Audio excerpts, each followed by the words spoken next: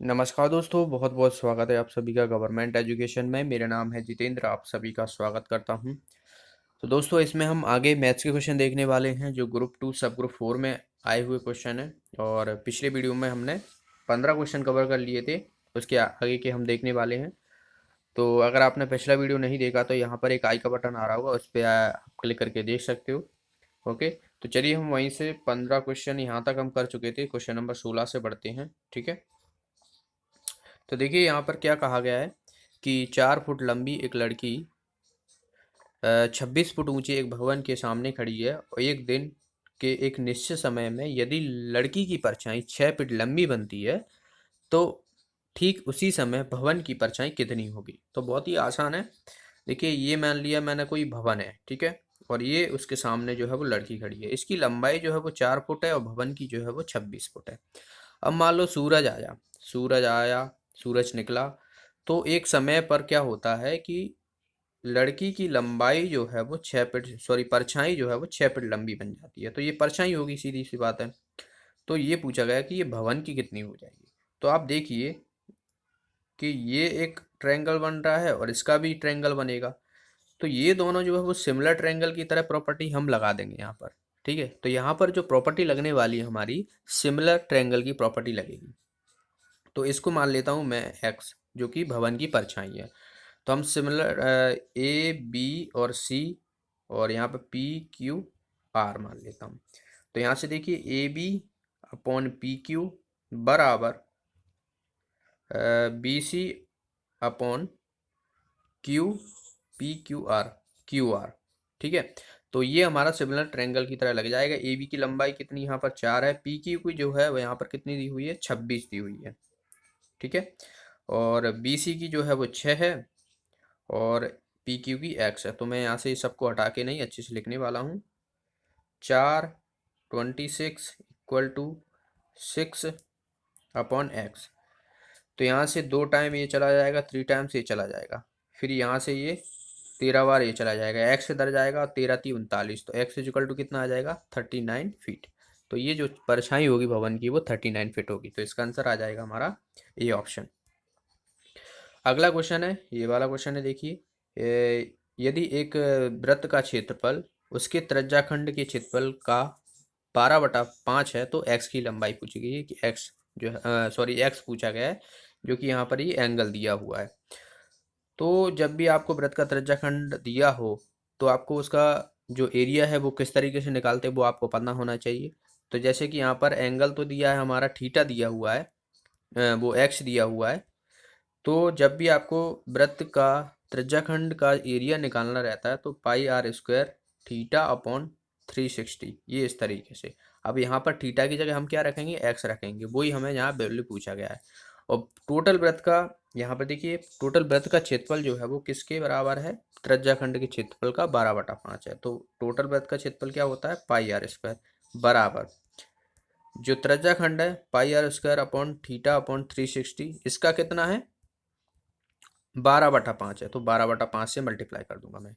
अब ये तो ये कट जाएगा, ठीक है, यहाँ पे एक आएगा, थीटा की जगह एक्स रखूंगा मैं, थीटा की जगह एक्स रखूंगा और ये 12/5 है। तो 1 equal to x upon 360 into 12/5। तो 12×3 = 36, तो ये हो जाएगा, और 30 में 5 में मल्टी हो जाएगा तो ये हो जाएगा 150। तो 150 इधर आ जाएगा, तो एक्स इक्वल टू कितना आ जाएगा, 150 डिग्री। तो यहाँ पर जो थीटा है यहाँ पर 150 डिग्री है। इसका आंसर आ जाएगा बी ऑप्शन। बी ऑप्शन आ जाएगा इसका आंसर। अगला क्वेश्चन है, यहाँ पर देखिए बहुत ही आसान क्वेश्चन है, ये क्वेश्चन भी पूछ लिए जाते हैं। तो x+1/x=2z दिया हुआ है। तो यहाँ पर कहा गया है कि x³ + 1/x³ इक्वल टू क्या होगा। तो इसका सीधा सीधा फॉर्मूला होता है, q अगर आपको दिया हो तो PQ-3P होता है। अब P क्या है यहाँ पर, P जो है ये 3z है। ये स्टैंडर्ड फॉर्म आपको बता देता हूँ कि अगर x+1/x=P मान दिया हुआ है और आपको x³ + 1/x³ निकालना है, तो इसकी वैल्यू जो होती है P² - 3P, सॉरी PQ-3P। ठीक है, तो ये होती है। तो बस हम यहाँ पर जो है ये अप्लाई करने वाले हैं। तो देखिए यहाँ पर PQ-3P यानी 2z इक्वल टू, यहाँ पर पावर इसकी 3 आ जाएगी और -3p यानी 2z। तो यहाँ से देखिए क्या हो जाएगा हमारा, तो इसको हम यहाँ पर कॉमन ले लेंगे। पहले तो किसको ले लेंगे, 2z को ले लेंगे क्योंकि इसकी पावर q है। तो 2z³ -3 इंटू 2z। तो इसमें से मैं एक कॉमन ले सकता हूँ यहाँ पर। तो 2z, यहाँ पर कितना बचेगा, 2 की पावर, ये होल है, ध्यान रखना है, पूरी सबकी पावर लगी है, -3 बचेगा। तो ये कितना हो जाएगा, 4z²। तो 2z इजकल टू 4z² -3। तो देख लेते हैं आंसर क्या हो जाएगा हमारा, ए ऑप्शन इसका आंसर हो जाएगा। तो इस तरीके से ये वाला क्वेश्चन करना था। अगला क्वेश्चन है यहाँ पर, देखिए ये भी ट्रिगोनोमेट्री से है, बहुत ही आसान क्वेश्चन है। यहाँ पर जो हमें वैल्यू दी हुई है, देखिए क्या कहा गया है कि x equal to a cosec theta दिया हुआ है और y equal to b cot theta दिया हुआ है। तो हमें x² upon a² minus y² upon b² निकालना है। तो हम सीधे सीधा इसका स्क्वायर रख देंगे यहाँ पर, क्योंकि x की वैल्यू हमें दी हुई है।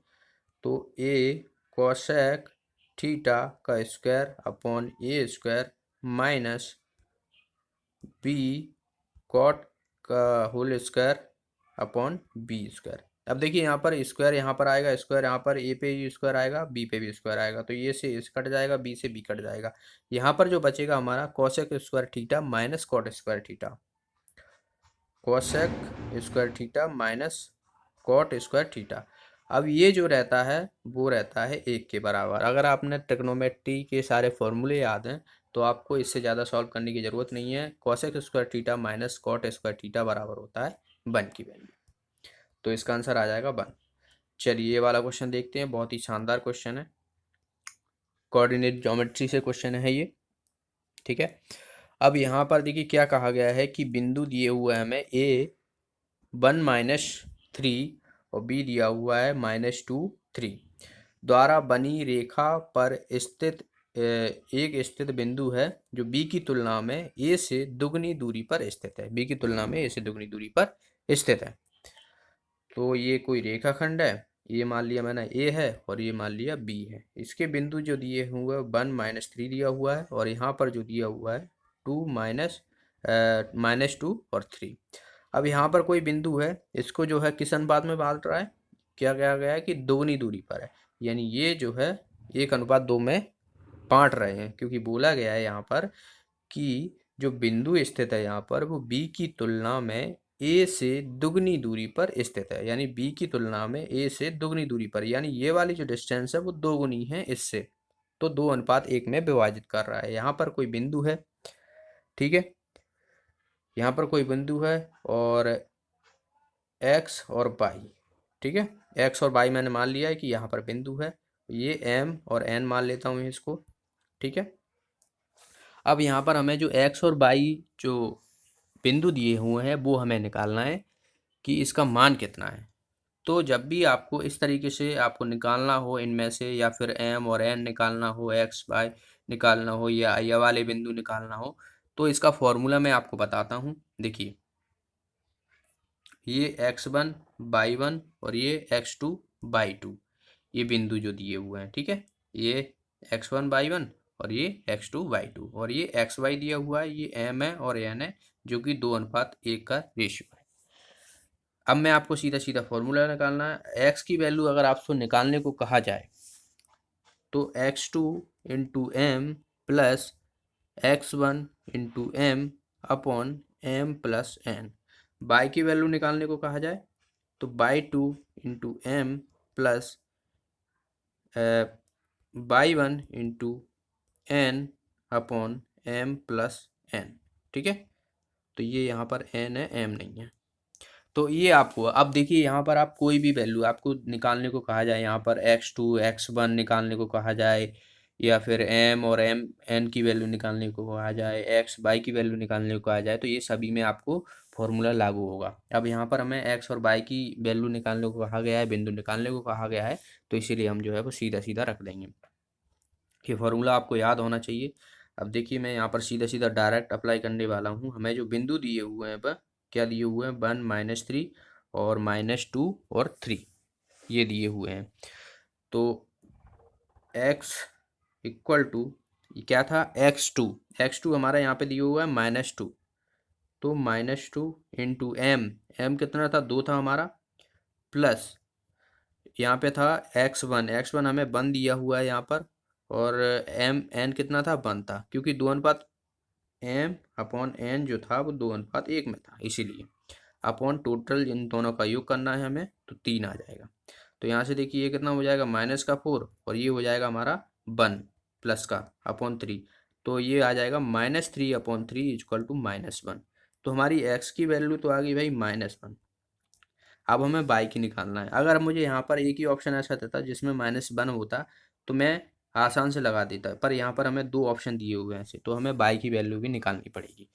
ठीक है, तो बाई की वैल्यू के लिए हम क्या करने वाले हैं, बाई टू हमें 3 दिया हुआ है, m की वैल्यू 2 है, प्लस बाई 1 -3 दिया हुआ है, और n की वैल्यू 1 थी हमारा, और अपॉन में आ जाएगा 3, तो ये हो जाएगा 6, और ये हो जाएगा -3/3 इक्वल टू, देखिए 6 में से 3 जाएंगे तो 3 बचेंगे, अपॉन में 3 है, तो ये कितना आ जाएगा, 1। तो हमारी x और y के जो बिंदु आए वो -1 और 1 आ गए। तो बस यही हमारा आंसर आ जाएगा, कौन सा, सी ऑप्शन इसका आंसर हो जाएगा। तो ये थोड़ा ऐसे याद रखना है आपको, ये वाला क्वेश्चन। देखिए ये वाला क्वेश्चन है, आप वही वाला जो अभी मैंने ऊपर वाला फॉर्मूला लगाया था वही यहाँ पर भी लागू होगा, सेम टू सेम। बस क्वेश्चन को आपको समझने की ज़रूरत है। इसमें वह अनुपात जिसमें 5,4 एवं -3,2 को मिलाने वाली रेखाखंड एक्स अक्ष द्वारा विभाजित की जाती है। ठीक है, ये कोई लाइन है, ये मान ली मैंने ए है, और ये मान ली बी है, जिसकी बिंदु दिए हुए हैं 5 - 4, और इसके दिए हुए हैं 3 - 2। अब यहाँ से कोई रेखाखंड गुजर रही है बी, ठीक है, तो इसको क्या कर रही है, वो एक्स अक्ष पर विभाजित कर दिया। अब एक्स अक्ष पर क्या होता है, बाई 0 होता है, तो यहाँ पर एक्स अक्ष पर बाई का मान जो है वो 0 होगा।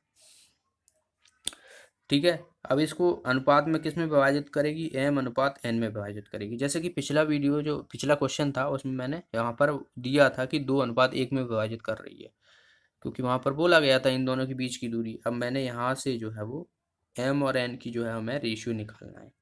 ठीक है, तो हम बाई एच लेके चलेंगे, क्योंकि बाई हमारा 0 दिया हुआ है, तो वही हम तो यहाँ पर बाई से स्टार्ट करेंगे, बाई की वैल्यू निकालेंगे तो हमें m और n का रेशियो जो है वो मिल जाएगा। देखिए कैसे मिलेगा, बाई इक्वल टू बाई 2 कितना दिया हुआ है, हमें 2 दिया हुआ है यहाँ पर, और m कितना दिया हुआ है, हमारे निकालना है m, तो हमें प्लस बाई 1 -4 दिया हुआ है, और n की वैल्यू हमें निकालना है, अपॉन में क्या हो जाएगा, m+n हो जाएगा।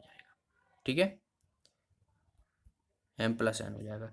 अब बाई एच देखिए एक्स अक्ष पर बाई 0 होता है, तो ये वाला तो मान 0 हो जाएगा, तो 0 बराबर ये आ जाएगा, तो इसको भी इधर मल्टीप्लाई करेंगे तो ये भी 0 होने वाला है, तो बचेगा क्या हमारा, ये बचेगा, तो 2m-4n इक्वल टू 0, तो 2m इक्वल टू 4n, तो यहाँ से देखिए m और n का रेशियो आ जाएगा, n इधर आ जाएगा और t नीचे पहुँच जाएगा 2, तो 2:1 जो है वो आंसर आ जाएगा हमारा। तो इसका आंसर क्या हो जाएगा, हमारा सी ऑप्शन जो है इसका आंसर हो जाएगा। तो ये कोऑर्डिनेशन ज्योमेट्री से क्वेश्चन पूछा गया है, एडवांस मैथ में ये टॉपिक है।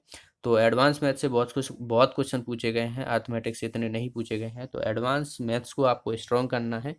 ओके, चलिए अगला क्वेश्चन देखते हैं। देखिए ये वाला क्वेश्चन है, इसमें क्या कहा गया है कि नीचे दी गई सारणी हाल ही में शुभारंभ किए गए आम के जूसों के स्वाद के बारे में 1,000 लोगों को प्रतिक्रिया देती है। और यहाँ पर देखिए सारणी दी हुई है, जिसमें पसंद जो है वो 275 है, नापसंद करने वाले 530 हैं, और निर्धारित जो अनिश्चित हैं, जिनका निर्धारित है पसंद भी है कि नहीं भी पसंद है, तो उनको जो है वो 95 है। तो यहाँ पर हमें निकालनी है कि यथार्थ रूप से चुने गए व्यक्ति को स्वाद पसंद होगा, यानी एक व्यक्ति को ही हम चुन रहे हैं तो उसको जो है वो स्वाद है यानी पसंद आ रहा है, तो उसकी प्रायिकता कितनी होगी। तो बहुत ही आसान है, पसंद करने की संख्या देखिए यहाँ पर 275 दी हुई है, तो 275 में से पसंद होगा C1 एक हमने यार, और टोटल जो हमें 1,000 दी हुई है, तो 1,000 C1। ठीक है, क्योंकि हमें एक ही व्यक्ति निकालना है, तो यहाँ से देखिए 275/1000 हो जाएगा। 5 से काटूंगा, 55 55 25, और यहाँ पर 5 दूना 10, ये 200 हो जाएगा, 5 एकन 5 और 5 चौका 20, तो 11/40 हमारा आंसर आएगा इसका। तो सी ऑप्शन जो है इसका आंसर हो जाएगा। तो इस तरीके से ये वाला क्वेश्चन करना था। चलिए ये वाला क्वेश्चन देखते हैं। इसमें क्या कहा गया है, क्वेश्चन थोड़ा बड़ा कर देता हूँ मैं, कि वह सबसे छोटी परिमेय संख्या बताएं जिसे 1/7 से गुणा करना चाहिए ताकि परिणामी परिमेय संख्या का दशमलव विस्तार 2 दशमलव स्थानों के बाद समाप्त हो जाए। तो ये तो आप ऑप्शन देख के भी लगा सकते हो, ठीक है। ऑप्शन देख के कैसे, देखिए 1/7 है, इसमें हमें संख्या से कुछ से गुणा करना है जो कि 2 दशमलव से जो है वो गुणा होना चाहिए। 1/7 से गुणा करना चाहिए ताकि परिणामी परिमेय संख्या का दशमलव विस्तार 2 स्थानों के बाद समाप्त हो। अब देखिए यहाँ पर ये तो हो नहीं सकता 7 है, ये 1 दशमलव हो जाएगा, 1/100 है, तो यहाँ पर तो हमें जो है वो 7 का गुणांक चाहिए, ठीक है। तो ये देखिए 7/100 है, तो इसको कैसे लिखेंगे, 0.07। तो ये देखिए ये 7 का गुणांक आ गया हमारा। तो इस तरीके से इसका आंसर आ जाएगा हमारा डी ऑप्शन। चलिए अगला क्वेश्चन देखते हैं। देखिए ये वाला क्वेश्चन है, बहुत ही आसान क्वेश्चन है। हमें एक रेखा दी हुई है और यहाँ पर जो हमें रेशियो दिया हुआ है ABC का, ये वाले, और हमें कहा गया है कि सबसे बड़ा और सबसे छोटा कोण कौन सा, ये सबसे बड़ा और सबसे छोटा कोणों का योग पूछा गया है कि क्या होगा। तो देखिए ये एक स्ट्रेट लाइन है, तो जाहिर सी बात है ये पूरा एंगल जो बनने वाला है हमारा वो 180 होगा, और ये हमें बांटा गया है किसमें, 2:5:3 में। तो इसको मैं क्या करने वाला हूँ, 2x plus 5x plus 3x equal to 180, क्योंकि ये वाला जो एंगल है वो 180 के बराबर होगा, और इनको जो है वो इस अनुपात में बांटा गया है, तो इसका कुछ मल्टीपल होना चाहिए, जो कि मैंने सबका x कर दिया है। तो ये कितना हो जाएगा, 8 और 5 और 3 8 और 2 10, 180। तो 10 से 0 कट जाएगा यहाँ से, तो x इजक्वल टू कितना आ जाएगा, 18 आ जाएगा। x इजक्वल टू हमारा आ गया 18। अब हमें पूछा गया है कि सबसे बड़ा देखिए यहाँ पर कौन सा होगा, 5 है, और सबसे छोटा कितना है, 2 है। तो इनका हमें योग कहा गया है, तो 5 और 2 7 हो जाता है, ठीक है। और 18 इंटू हम 7 करेंगे इसका, तो देखिए 7×7=56, यानी लास्ट में जो यूनिट डिजिट आएगा वो 6 आएगा। तो एक ही ऑप्शन ऐसा है जहाँ पर लास्ट का यूनिट डिजिट 6 है, तो बस आगे का पूरा आपको सॉल्व करने की ज़रूरत नहीं है, बी ऑप्शन इसका आंसर हो जाएगा। अगला क्वेश्चन है यहाँ पर, देखिए इसमें क्या कहा गया है कि आकृति दी हुई है, हमें एंगल जो है वो P दिया हुआ है यहाँ पर, ये वाला एंगल जो दिया हुआ है वो 70 दिया हुआ है, और पी एस आर ये वाला एंगल जो दिया हुआ है वो कितना दिया हुआ है, हमें 100 दिया हुआ है। तो हमें निकालना है ये वाला टी वाला एंगल जो है निकालना है। अब ये देखिए अंदर वाला जो है, मैं यहाँ से ये हटा रहा हूँ, ये जो है एक चक्रीय चतुर्भुज है, सर्कल के अंदर है। तो क्या होता है कि ये वाला एंगल इन दोनों का P प्लस R, इन दोनों का योग जो रहता है 180 होता है। ऐसे ही Q और इसका S का, Q प्लस एंगल S का, इसका भी 180 होगा। अब ये वाला एंगल तो 100 दिया हुआ है, तो जाहिर सी बात है ये वाला कितना होगा, 80 होगा कि नहीं होगा। तो भाई देखिए ये वाला हमें 70 दिया हुआ है, ये वाला हमें 80 दिया हुआ है, और ये वाला जो पूरा है एक ट्रायंगल बनेगा कि नहीं बनेगा, और एक त्रिभुज का तीनों कोणों का योग कितना होता है, 180 होता है। तो ये वाले एंगल हमें दो पता हैं, तो ये वाला हम आसानी से निकाल सकते हैं। तो 70 प्लस 80 ये कितना हो जाएगा, 150 हो जाएगा। तो 150 180 योग होना चाहिए, तो इसमें हमें और कितना ऐड करना पड़ेगा, 30 और ऐड करना पड़ेगा, तब हमें 180 मिलेगा। तो ये वाला एंगल कितना होना चाहिए, टी वाला 30 होना चाहिए। तो इस तरीके से ये वाला क्वेश्चन करना था, इसका आंसर आ जाएगा हमारा 30। ओके, तो ये तो फिर आगे है, 25 क्वेश्चन हमने कवर किए हैं। तो आप देख सकते हो यहाँ पर क्वेश्चन थोड़े आसान नहीं है, एडवांस मैथ्स पूछा गया है, तो आपको मेहनत करने की ज़रूरत है। अगर आपने एडवांस मैथ पढ़िया नहीं है तो अच्छे से पढ़ाई कीजिए, क्वेश्चन को सॉल्व कीजिए। बाकी हम आने वाले टाइम में जितने भी प्रीवियस ईयर के क्वेश्चन हैं उनको हम सॉल्व करेंगे, और इसी स्टैंडर्ड के आपसे क्वेश्चन पूछे जाएंगे वे फेवर। ओके, आप इसी स्टैंडर्ड की तैयारी कीजिए। ओके, तो वीडियो अच्छा लगा तो वीडियो को लाइक और शेयर जरूर करें। आपका कोई डाउट है तो आप मुझसे कमेंट बॉक्स में पूछ सकते हो, और जो भी साथी नए हैं चैनल को सब्सक्राइब कर लेना, बेल आइकन पर जरूर प्रेस करना, जिसके माध्यम से वीडियो का नोटिफिकेशन मिलता है। तो मिलते हैं अगले वीडियो में। Thanks for watching the video, have a nice day.